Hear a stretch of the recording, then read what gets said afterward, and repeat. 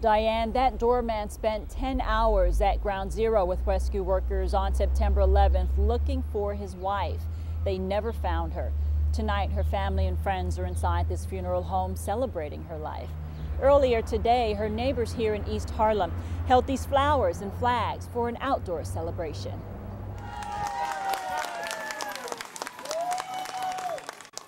Hundreds of mourners clap, cheer, and cry as they release fistfuls of white balloons into the blue sky. The crowds stretch for blocks along 116th Street in East Harlem. They're holding long-stem red roses and miniature American flags in honor of Edna Cintron. I lost my wife. I lost something that means the world to me. William Cintron and his wife Edna were supposed to be celebrating their 12th wedding anniversary this fall. But instead of a romantic evening together, Cintron's coping with a broken heart. He says talking about his wife helps. He describes Edna as a down-to-earth kind of girl.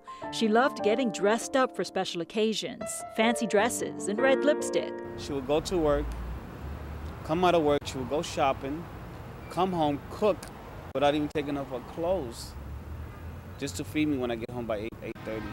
He says a strong commitment, a sense of humor, and their common Puerto Rican culture carried them through the tough times. They never had any little ones. Their small business was their passion. It's a flower shop in this neighborhood called Sweet Williams. Edna managed the books. She also managed to get in the door at Marsh and McLennan. The international risk management firm was on the 97th floor of Tower 1. In Spanish, Millie Lopez says it's an enormous tragedy to live through. People take turns sharing thoughts, poems, and prayers dedicated to William's wife, Edna. He releases white pigeons to carry the messages into the heavens. That was my better half.